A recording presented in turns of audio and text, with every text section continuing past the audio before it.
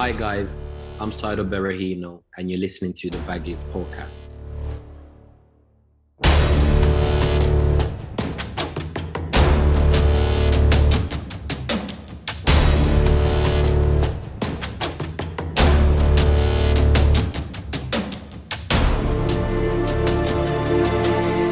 Hello and welcome back to the Baggies Podcast, where of course we're giving you all the latest news, views and opinions on all things Albion. Back again with another ex-player episode. Today we're welcoming former West Bromwich Albion player and Burundi international and captain, Saido Berahino. Saido, how are you?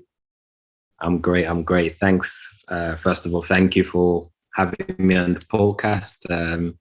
Everybody knows how much I love West Brom, even though some people might not believe that. But I grew up there and I love the place and I still do till now.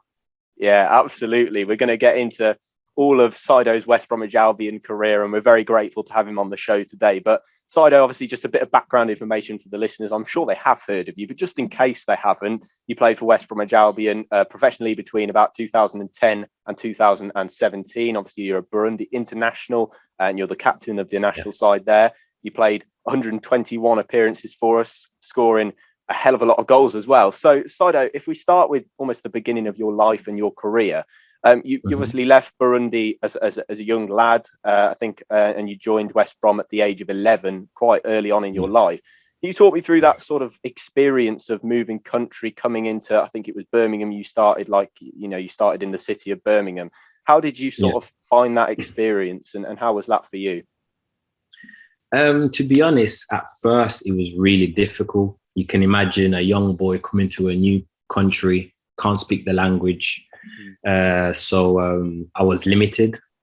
But thank God I had football to look forward to. And football itself helped me integrate with a lot of different people.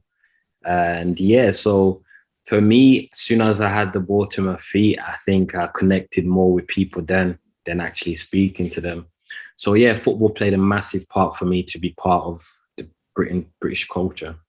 Yeah, and was that something that you always wanted to do? Obviously, Burundi isn't. I'm not meaning to be disrespectful, but it's not massive for football, is it? In that country, so was it something that you always sort of found that you enjoyed football back there? Yeah, it all started in Burundi. It all started there. That's where I first kicked my ball. I learned about football in Africa as a young boy. I remember watching the African Cup as much as I could when he was on. And that's when I fell in love with the game. So football was always part of my life from a young age. So that itself, I think I fell in love with football watching an African Nation Cup. So that's where it all started. Yeah, fantastic. And did you have many footballing idols when you were growing up? Was there any footballers that you kind of looked up to and said, I want to play like them or I want to be like them? I wouldn't say I had one in particular, but I just loved watching the game, just seeing fans celebrate when somebody scores a goal. That for me created an image in my head and wanted me to do something. I wanted to do something like that. And I remember kicking the ball around with my friends on the street, anywhere we can find 2 big stones and a plastic bag ball, which we made ourselves. And we just, that's where the imagination started. And we just kicked the ball around for time. And it didn't matter where it was, we always had to play football. So, I didn't really have an idol, but I just loved the game. I just loved scoring goals. I just loved being, with my friends, kicking the ball around and just having fun, man. It was all about fun back then. And I just loved it. I loved every moment of it. Yeah. And did you always think of yourself as a striker or a goal scorer? Was that something that you always enjoyed doing the most on the pitch? Funny enough, I learned about position when I came to UK. So then it was put 11, 7 guys, 5 guys, whatever, how many numbers you had, and everybody trying to score goals. And I was always the one that I used to get the goals. So I think back then I just see myself as a player, not like a positioning striker, defender, winger, none of that. I just enjoy playing football and scoring goals. So yeah, I grew up just in my head knowing football's about scoring goals, winning games, and just enjoying it. And then yeah, I learned all about football when I first came to England, Yeah, positioning wise, and and sort of learning how to, stick to a position and stuff. It certainly sounds like one of my five-a-side games, to be honest. Just everybody's playing in a. It was pretty much that. It was pretty much like 5-a-side, 7-a-side, whatever you want to call it, 9-a-side, and that's what we did all day. We just put two big stones on either side of the pitch, and then we just cracked on, and it was amazing. I have nothing but great memories looking back now, where it all started, because that's what allowed me to be where I am, really. Yeah, that's fantastic. And you joined, I think, West Brom's academy in 2004, which was obviously a bit of a while ago now. So if you don't remember anything, that's absolutely fine. But obviously, what was that experience like, playing in the academy and sort of coming up through the ranks and playing in different age groups and stuff like that? No, I actually remember it pretty well, because I remember it all started. I was on a Sunday team called Phoenix United, and I was there for about 6 months. And I remember a guy called Steve Hotcroft came. I think he was working at West Brom. He picked me and this other lad up to have a 6-week trials at West Brom. And I remember going to West Brom not really knowing what I was going into. I just got told by my Sunday League manager at the time that, look, this is a professional club, big club. They were in the Premier League at the time. So I was all excited because I used to watch the Premier League. So I was like, wow, this is amazing.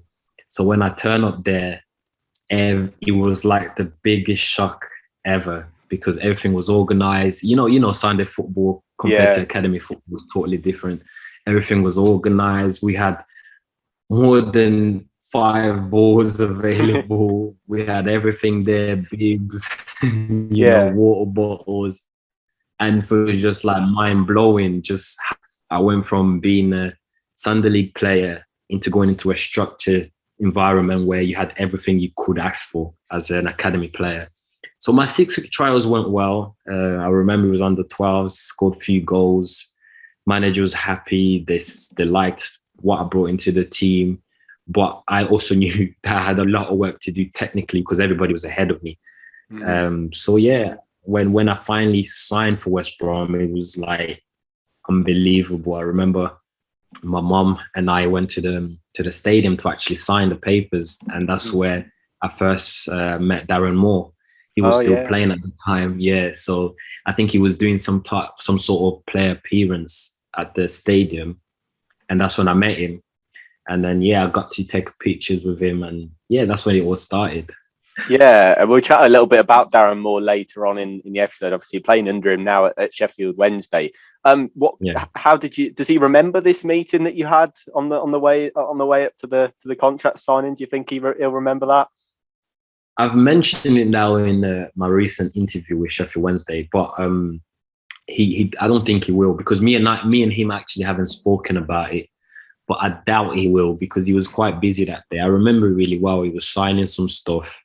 And then Steve Hotcroft brought me across in the room where he was. He was showing me around the Hawthorns. And then I got to meet him, and he was just like, oh, this is one of the first team players. Darren Moore introduced me to him. And then, that was it. That was the beginning. But I doubt he remembers it. He would have done really well to remember me back then. But I doubt he remember it. Yeah, that's quite a story. That is, the guy that you first met getting to the club is your manager now. That's fantastic, and that's a really lovely story. But coming up sort of through the West Bromwich Albion academy, I think you signed professionally for Albion in 2011. Is that right? How did that sort of happen, and how did that come about, and how do you sort of advance from that academy player into the professional contract and the professional player that you became? Good question. At the time, you don't realize what you're actually signing. You don't understand the full job of being a professional footballer. You're just a kid with a dream. You want to become a professional footballer. Excuse me. You want to fulfill your dreams. So for me back then, it was all about just fulfilling my dreams, playing football, doing what I love. And I remember I got called up for England. It was a Victory Shield competition. under 16s, I believe. So I got called up for that, and West Brom was obviously happy with my progression that I was making. So I signed a 2-year scholar with 1 year pro. And then, so I learned my trade as an apprenticeship there. And then I was still on my first year pro. I think I was still on my first year pro, or I signed another pro when I was actually in the first team, but it wasn't like a professional contract as a first team player. It was more like a reserve player pro. Yeah. So that's how it came about, really. I think the England thing helped me excel my learning and ability to really play at the highest level. Yeah, and you went on a couple of 3 loan spells, in fact, but obviously one of them was kind of after your first team debut. But the first 2, which were in 2011 to 12, which were Northampton and Brentford, they were sort of your first experiences going into sort of not men's football, but league football and professional football. How did you find that, and how did they kind of help your development? My first loan spell was difficult, absolutely difficult. I remember going to Northampton. They weren't doing too well. I think we lost all 14 games that got involved in. Well, we were just on a losing streak. Wow. So we're losing game after game, game after game. And I even remember after the 5th game, I believe, I called Dan Ashworth, at the time was like the academy manager. Yeah. And I called him and I begged him to come back. I was like, no, I can't do this, man. It's too hard. It was difficult. And in League 2, I'm not that big as a player anyway. It was just about long balls, second balls. It was really hard for me. But I managed to get 6 goals out of 14, which helped me. Then Brentford came about. And I remember Brentford coming, wanting to take me. But Northampton wanted me to stay because they changed manager. Yeah. And I was like, hell no, I'm not staying here. I'm going. So, I went to Brentford and it was a different level. We changed the style. The style of play was totally different. We played football. We attacked, counter-attacked. So it suited my game. And through all of that, it really helped my development because it made me understand that the game of football is not just about enjoying it. You actually have to win. And I had the winning mentality, but that even developed my winning mentality even more. So I wanted to win more. I wanted to become a winner. And I seen what it did to the certain players when you win, and the high that you have after a game is completely different to when you lose or draw. So I started being almost addicted to that, and that's when I wanted more of it. So I came back from Brentford, and Peterborough came calling the following season. So I wanted to be out on loan because it's very difficult to get into the first team. Good players, Lukaku came. Wow. Or the wingy was there. So it was almost impossible to break into that team. Yeah, and you did make your first team debut, which was against Yeovil, I think it was, in a 3-2 win, which was sort of a League Cup, and you came on for Shane Long, which is obviously a player that Albion fans will like a lot. But how did you find that? Obviously, you had made professional debuts before that, but never for your home club, your West Bromwich Albion. How did you find that coming onto the pitch? I know it's only for 6 minutes or so, but how did you find that coming on for the first time? It was a proud moment for me because all my life, not all my life, but all my playing career, since I started as a kid, I was at West Brom, and I've always wanted to play for West Brom. I remember being from under 12s to under 14s, we used to ball every home game. So you can imagine as a young boy sitting there watching first team play every weekend, and then you get the chance to be the one playing. It was like a dream come true. And like you said, it was only 6 minutes, but I enjoyed it. I loved it. And in and around that time, I was training with the first team not regularly, but in and out. So that actually helped me as well. It helps your confidence. It helps you settle in with the first team players, the senior players. So that part of my learning curve, whatever you want to call it, was important for my development, and it was really key that I got taste of men's football at the end of it. So it was good.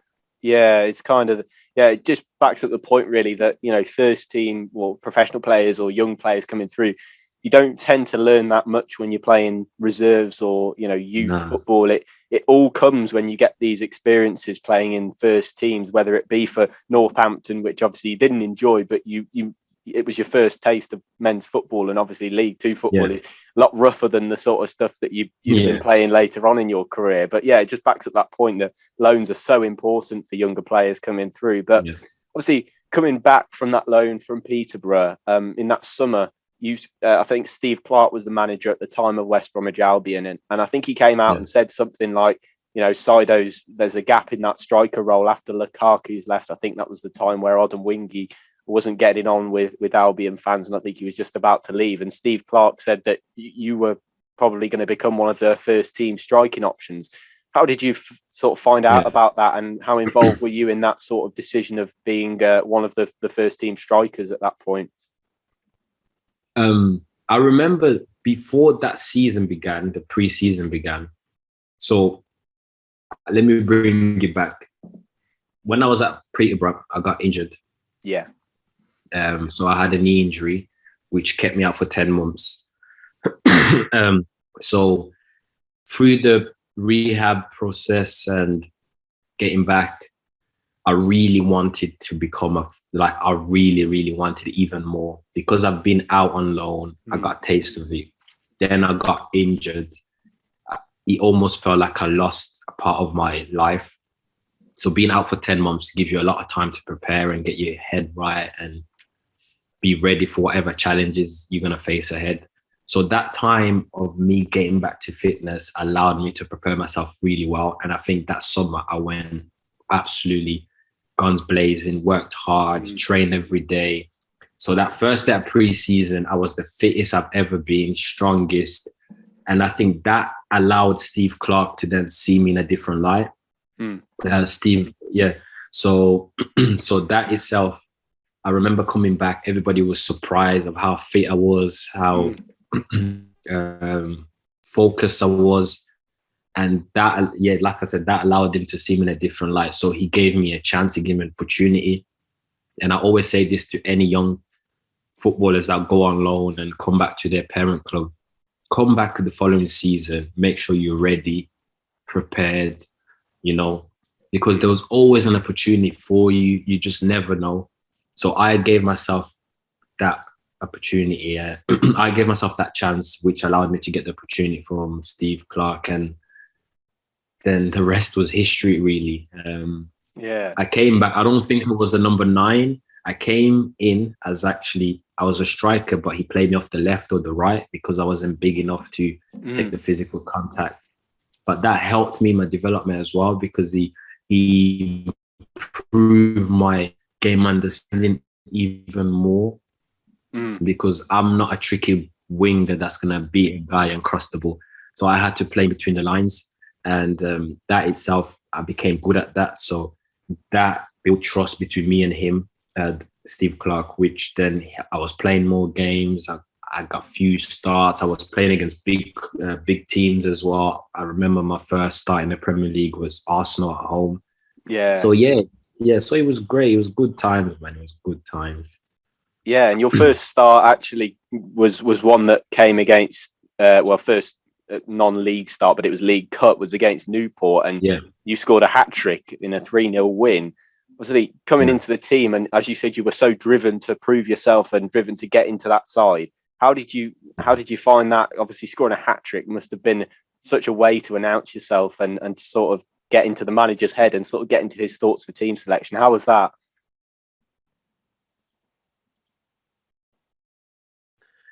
It was amazing. Like I still remember the feeling till now. It was just amazing. Just scoring a hat-trick, first time ever in my career, in front of the home fans, being an academy player. I just got so much love from everyone, the players at the time, the staff in the academy, the academy manager. So yeah, it was an amazing feeling. It was an amazing feeling, and I didn't want to just stop there. So that even gave me more desire, push to keep going and keep going. So yeah, it was unbelievable. Yeah, I bet. And obviously, you kicked on. Then you got into the first team. It was kind of your breaking out season. You got more chances in the first team.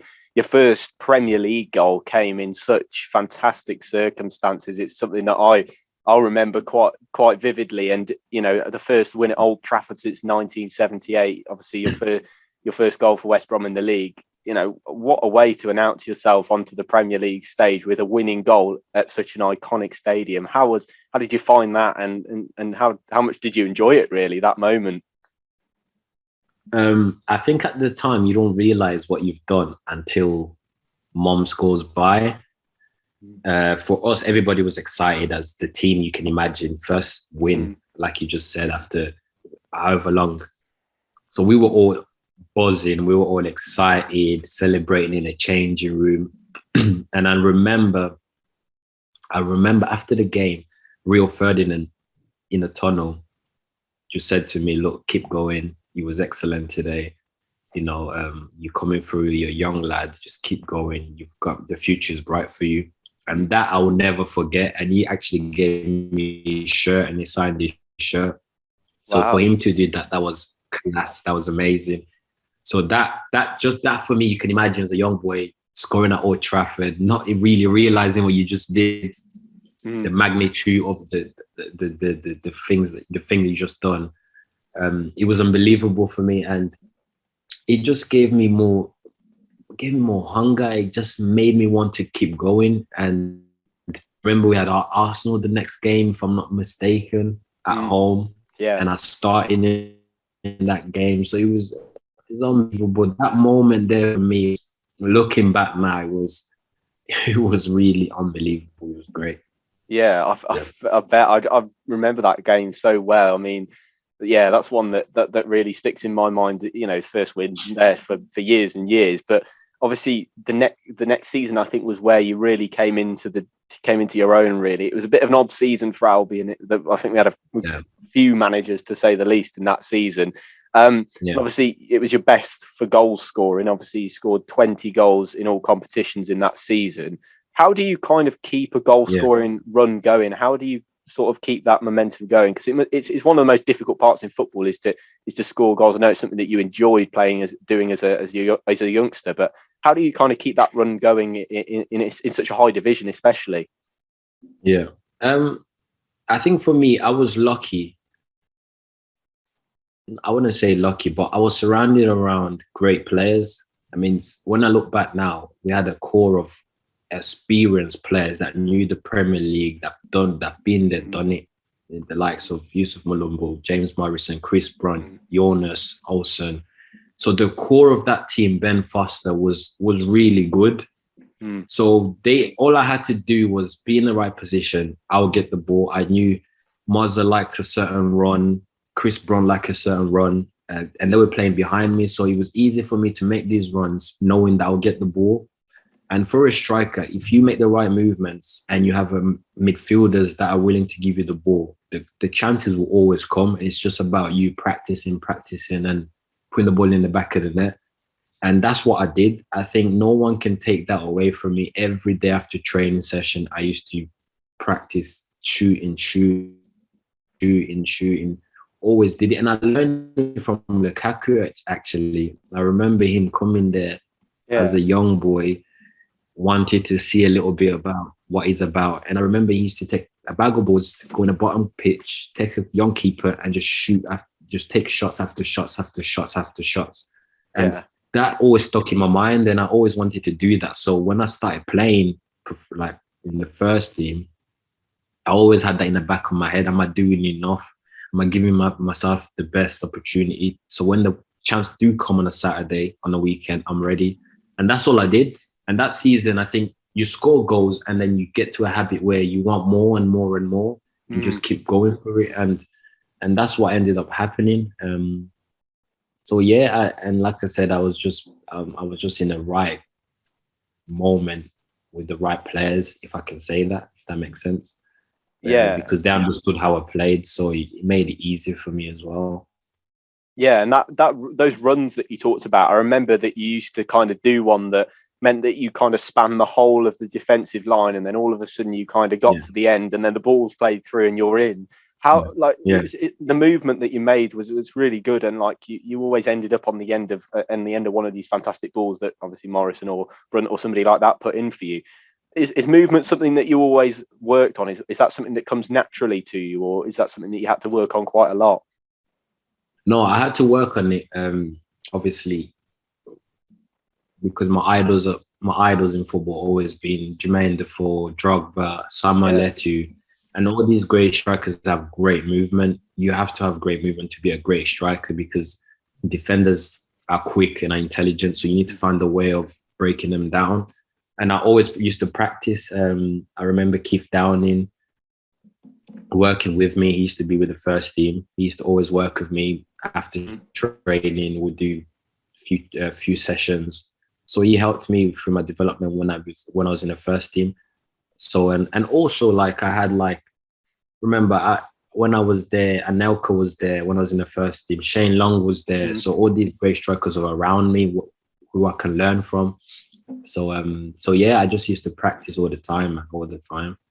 Yeah, that's fantastic. That's a great story. Jermaine Defoe is one that I'd probably mirror how you used to play and how you got in behind that in that way. That's probably somebody, if you asked who would you compare Berahino to, that's probably somebody I'd think of. So yeah, that's nice to see that you kind of, modeled his movement and modeled your game kind of on him. But obviously in that January, I think it was, or just before, Tony Pulis came into the side, who you're the first player on the podcast that played under Tony Pulis. How did you find him as a manager? Because I'm just really keen to find out what he was like behind the scenes.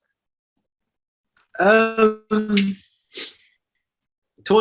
be honest, Tony Pulis is either you hate him or love him. Me and him, we got on well. We got on well because I played every weekend, and even though I wasn't enjoying it, he taught you how to win a game because he was focused and drilled us with defending tactically, making sure we're hard to beat, not letting any goals in. And looking back now, it kind of made my game understanding even more because as a striker, I wasn't really focusing on defending because that's not my role. But he made you understand that part of the game. And for me, like I said, it's either you love him or hate him. And I got on well with him. He's not the easiest manager to work with because he demands what he wants. And that's what you got to give him. Otherwise, you don't play. Yeah. You can't meet him in the middle. It's either his way or your way, which will lead you to the bench. Yeah. So he's just one of them guys, one of them respected managers where he's been in the game for a very, very long time. So you got to give him his credit. So, I mean, yeah, I got on with him. I didn't have any problems. I know the media trying to make out that we had problems, but we really never had problems. Really never had any problems at all. Yeah, we'll chat a little bit about obviously you leaving the club and a little bit about Pulis because obviously he was quite involved in coming out and saying you were injured and not injured and stuff whilst you were in the process of leaving in a little bit. But sort of Tony Pulis is one of those managers where he plays quite direct football. He likes to get it up very quickly and likes to play it a bit in the air. You're obviously you're not the biggest striker. How did you kind of cope with that, and how did he work with you to sort of adapt you into the side? Because you played a lot that season and you scored a lot, so it must have worked pretty effectively. How did he sort of work with you to get around that? A lot of people forget when Tony Pulis came in the building, I think I played as a striker twice or three times. I was always a number 10 or number 8. When we don't have a ball, we went down and our formation changed to 4-5-1. So we had Solomon Rondon alone up front. And I came back in midfield with Darren Fletcher with Claudio. So I was never a striker under him, really. He only played me there when either Solomon wasn't fit or Victor Nichibi wasn't fit or Brian Day wasn't fit. Yeah. But most of the time I was literally playing either as an 8 or 10. So for me, I had to change and adapt my game.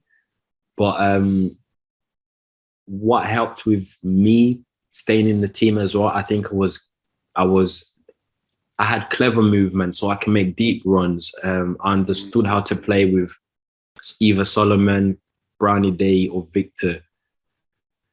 So so I think because of that game understanding that I had, he helped me fit into his team, which obviously the goals as well that I got, which helped as well. So yeah, but I never really played as a striker under him. Yeah, it was always kind of Rondon or Anichebe who was just like knocking the ball down for you. But you mentioned a man. You mentioned a man there who was in the midfield, and he's above my head, and he's probably my favourite West Brom player of all time. So I've got to ask a little question just from a personal perspective about him, okay. Claudio Jacob. How was he? How was he around the club and as a player? How did you find him? I don't think there's any player that can say a bad word about Claudio. He was the most loving person, always had a smile on his face until you cross that white line. Then he had no handbrakes, mate.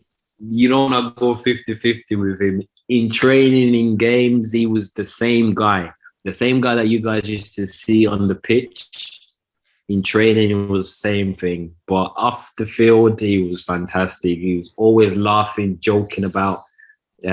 So yeah, I don't think anybody can say any bad word about him. He was honest guy, worked hard every day. So he was a guy, man. Yeah, and I remember seeing him actually at Nottingham Forest. I remember seeing him I remember seeing him last at Nottingham Forest when he moved there. When I was at Stoke, we played Nottingham Forest. So I catched up with him a little bit. Yeah. Yeah, I'm sure he sort of switched from being that nice, friendly guy when you end up playing against him. I'm sure he sort of he changes a little bit. Yeah, he sounds like a fantastic character. Obviously, we only saw that hard man sort of attitude and getting in people's faces. But yeah, it's nice to know that he did smile sometimes off the pitch. But obviously, following sort of that season and that 2015-16 season. It was reported that you handed in a transfer request and you kind of wanted to leave West Brom. Well, did you want to leave West Brom at that point? Was that something that you wanted to do? At the time, yes, I wanted to leave, not because I hated West Brom or I didn't like the place. It's just because I felt like the interest that I was getting was no disrespect to West Brom. It was clubs that were in top 8 and they were either fighting for getting a Europa League or not Champions League. I wouldn't say really Champions League because they weren't in there, but at the time it was just more like it was a bigger club. And for me, it was a moment for me that I felt that I should go and develop my game to even a higher standard and compete and learn new things.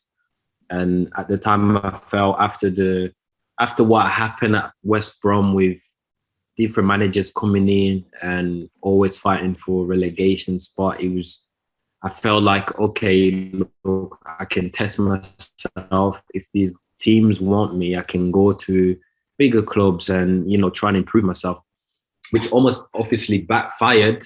But at the same time, who wouldn't want to bet himself in any job that they're in? If a promotion comes, everybody would take it. So that was my full process behind it. Really, I just wanted to go and improve as a player because I was still young and I still had a lot to learn. So that was pretty much what it was. Yeah, and it was like you obviously you wanted to leave, and there were lots of bids that came in for you. I think that during that period of time, obviously, I think Tottenham were one of the teams that were quite heavily interested in you at the time. And I don't exactly know, this is sort of for you to answer, really, obviously, what went on behind the scenes and stuff. But you tweeted about Jeremy Peace, who was, I think, the club's chairman at the time, and saying that you didn't want to play for it as long as he was involved in that position. What happened kind of behind the scenes with the transfers and the money and the transfer sort of side of things involving Jeremy Peace that caused an issue for you at that time?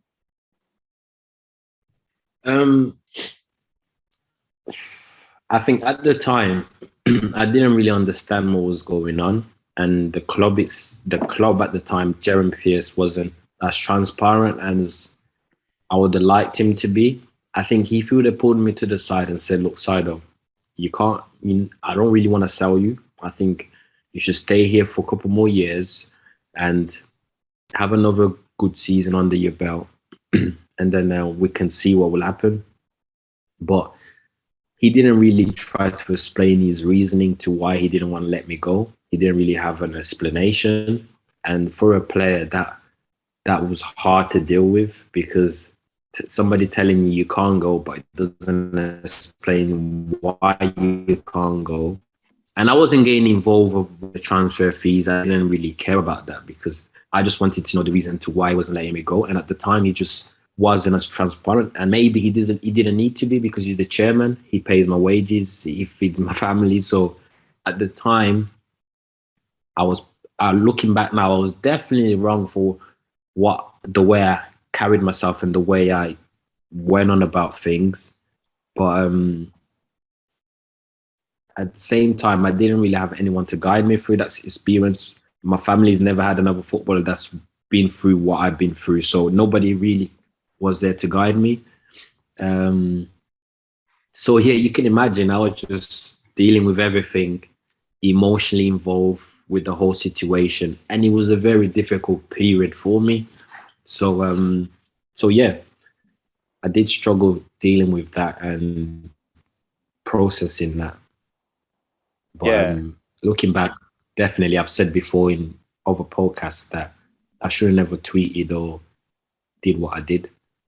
Yeah, so you kind of like felt a bit boxed into a bit of a corner, that you had to say something or do something to try and change the situation, because it was almost, from what you've explained there, it sounded like, you were just knocking on the door of Jeremy Peets, trying to get a word out of him, and it just wasn't coming. Was that really the case with him? Basically, he was definitely that. And for me, what really started to hurt me was the fact that now the media was having a field day with it. They were writing whatever they wanted to write. Then the fans turn on me, which I fully understand. They love the club. They can't have anybody. There's no player bigger than any club. So I fully understood their reactions. But it was hard for me, because at the time, it wasn't like, I want to leave West Brom. I hate here. I hate everything here.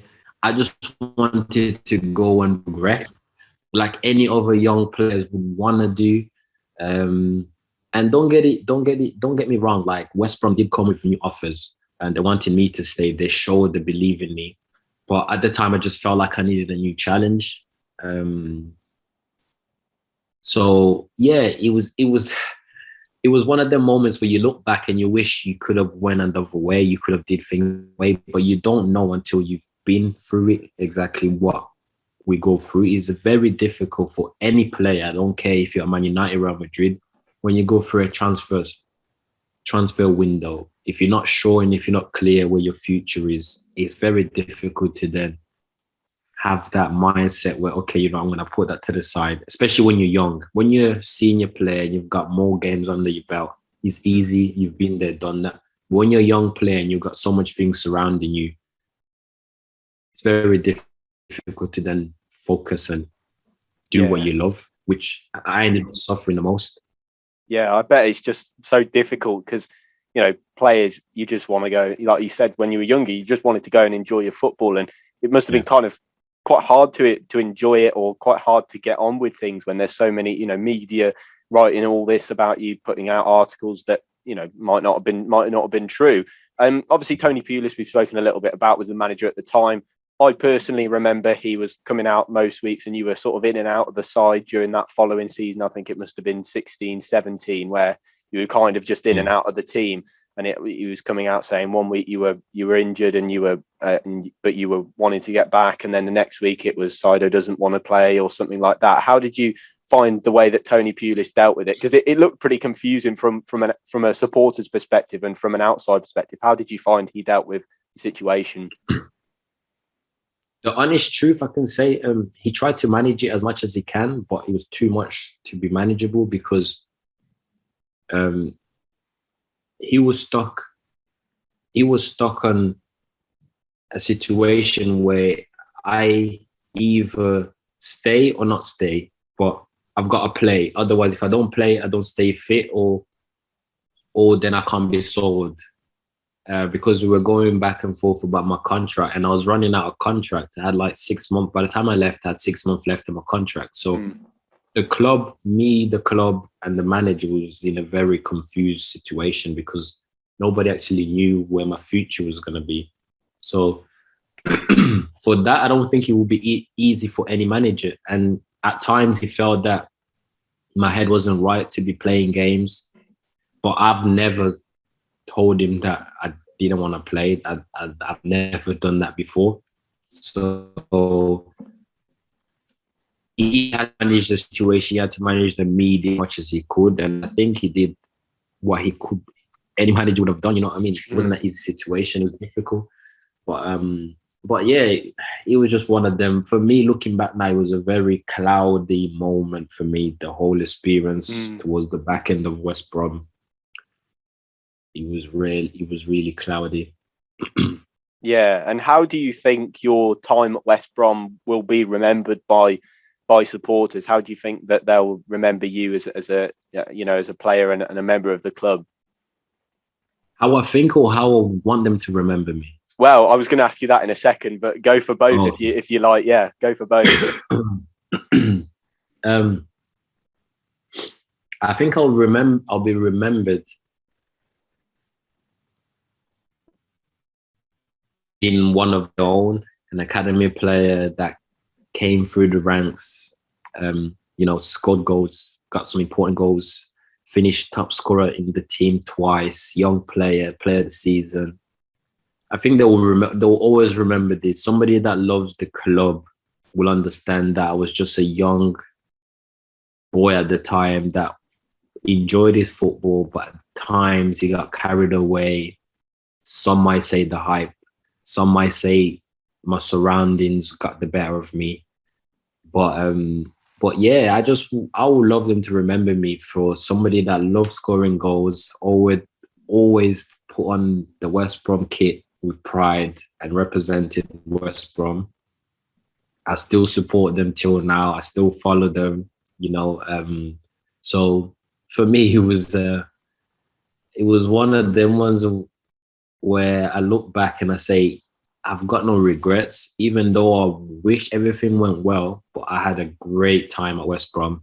Being a young boy from Burundi, signing for a professional club here, and then actually fulfilling your dream playing in the first team, I think I couldn't have asked for anything better. So It was a great time for me being there.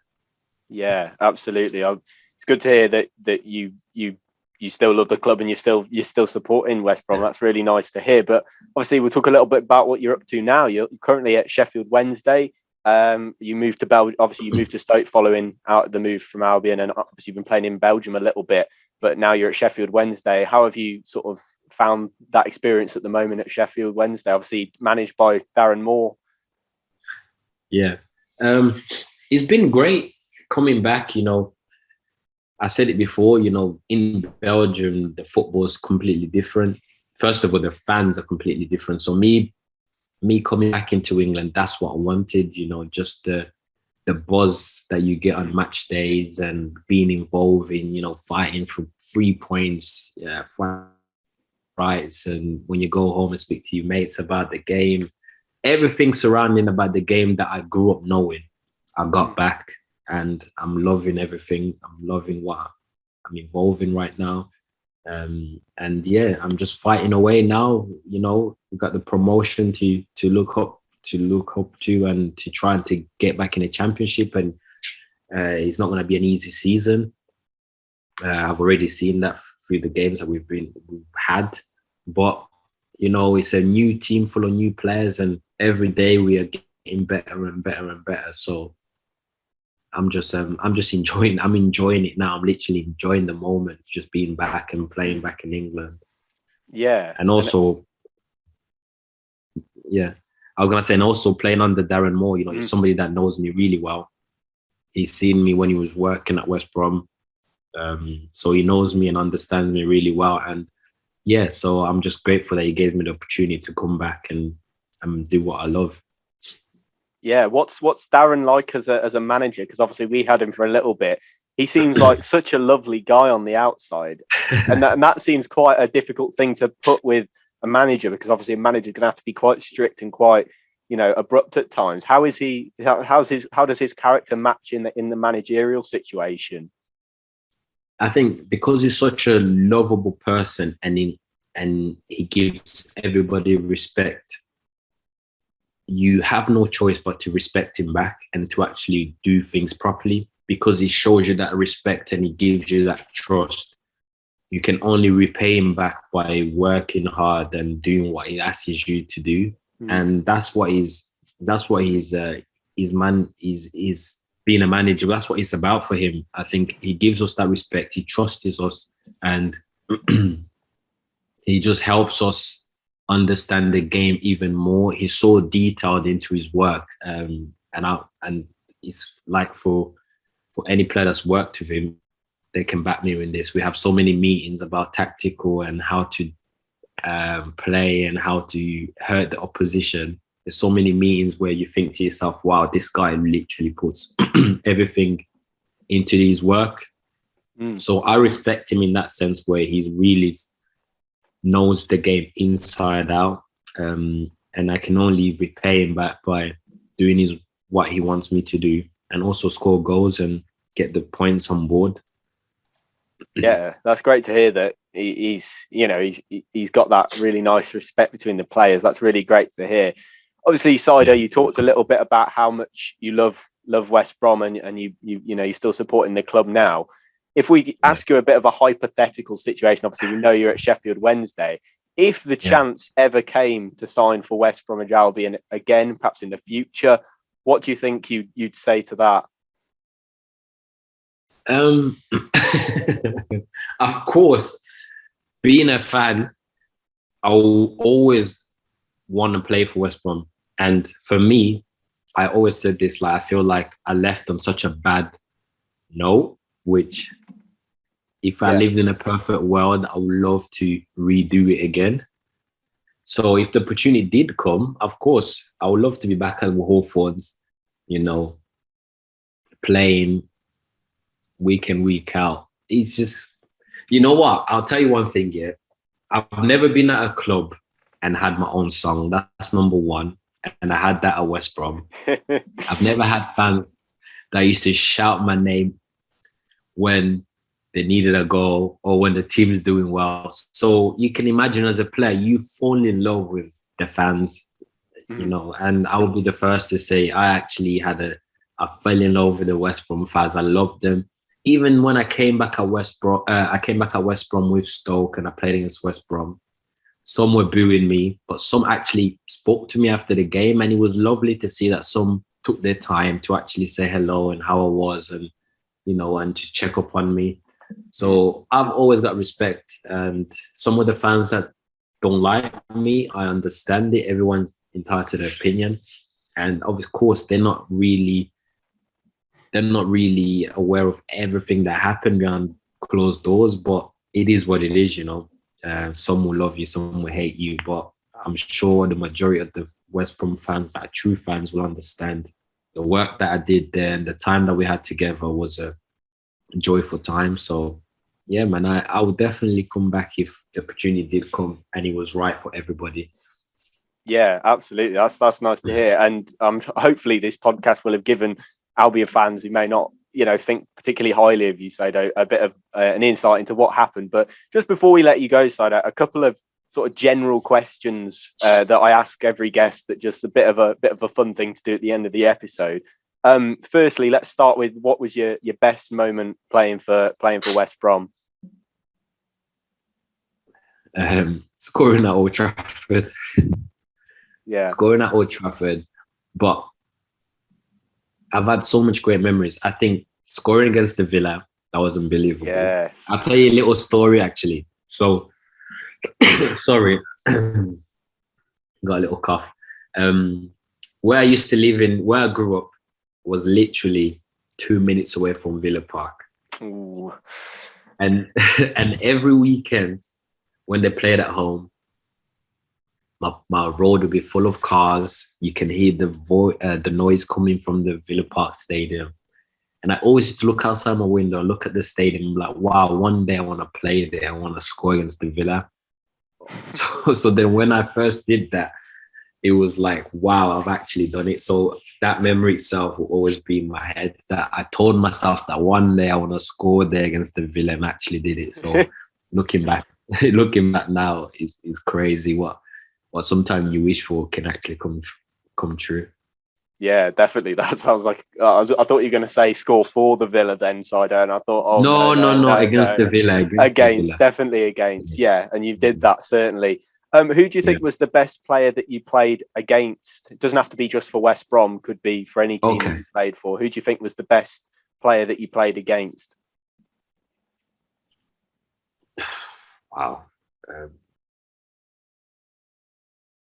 Wow, this is a tough one. I think against David Silva was unbelievable.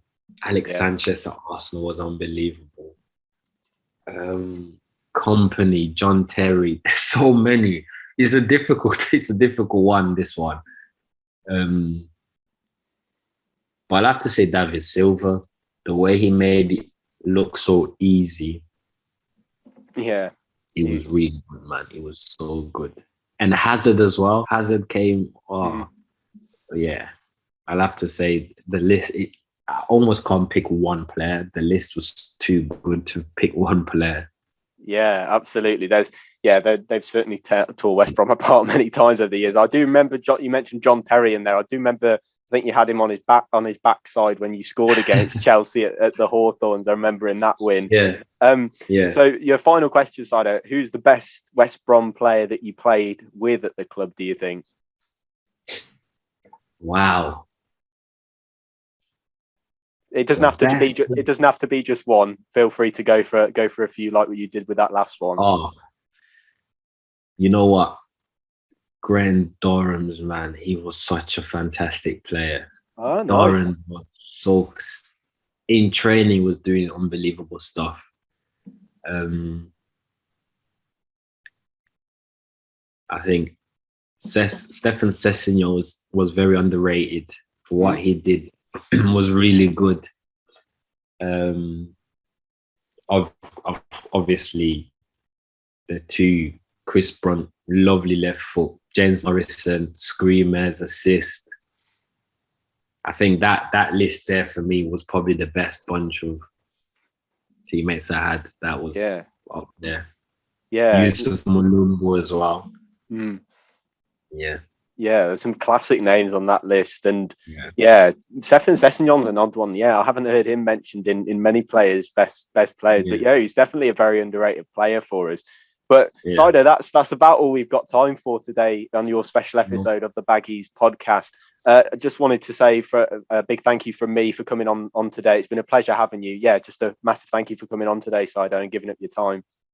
No problem. Thank you. Thank you for having me on. And I just want to wish all the fans, a successful season. I hope we all get I'm saying we, but I hope West Brom gets promoted back into the Premier League. They're having a great run at the moment, so let's wait and see what happens. I'll be tuning to watch this show myself to see how I did. Absolutely, you did great, Saido. But we wish you the best with Sheffield Wednesday for the rest of this season, and Big Dave, of course, as well. But a massive thank you for listening to the Baggies Podcast today, a special episode with Saido Berahino. If you've enjoyed it, be sure to subscribe and leave us a nice little rating if you've enjoyed the episode. But we'll see you in the next one. A big thank you for listening. Goodbye.